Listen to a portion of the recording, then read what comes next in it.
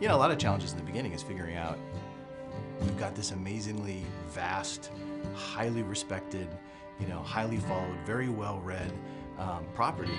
How do you bring that to a game and do it justice? There are so many different things within the books that were clearly had to be a certain way. There was so much strife about whether we were going to do Tom Bombadil at all, and the conversation about, well, Tom Bombadil wasn't in the movies, and there's a reason why it was cut. We had a very strong belief on what we thought was going to make this story great. It's such a long road to get to where we are today, and there are so many different things that I can look at now and say, that was definitely the right decision, and Tom Bombadil was definitely the right decision. So at launch, it was, you know, we had 8 regions.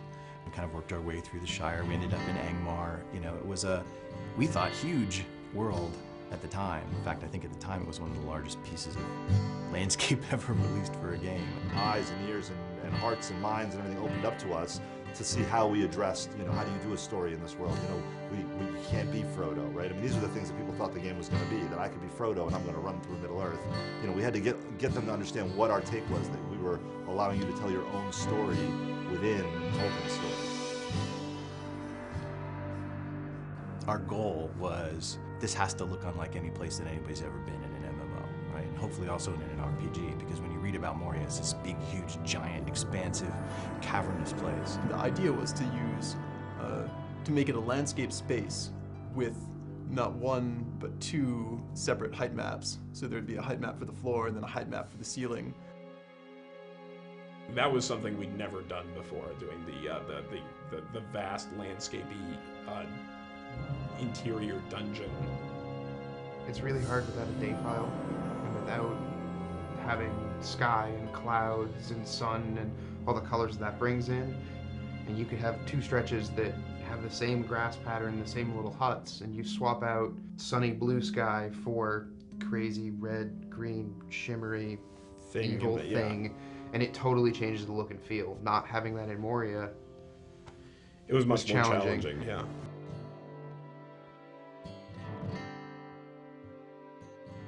Our primary goal was to, how do we take this amazing game that people love once they get in it, but that there are some basic barriers to entry, like the subscription-only experience, and how do we reinvent what we have so that it retains all of its, you know, grand and glorious nature while addressing an audience that's much bigger. We are standing on a mound of content that is, you know, almost 10 years old, going back to when we first started early development of the Turbine. I think it's a credit to the early architects of the game that we're able to, you know, continue to add on to it and grow it and do remarkable things. Coming into Rohan, we have a totally new space. We have a totally new way of playing across it.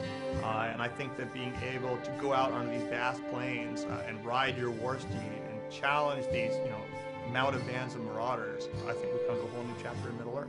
This is where the War of the Ring begins. At a high level, we're sort of, the training wheels are coming off, we're out of Eriador, we're, you know, east of the Misty Mountains, into the very epic, action-oriented portion of the fiction.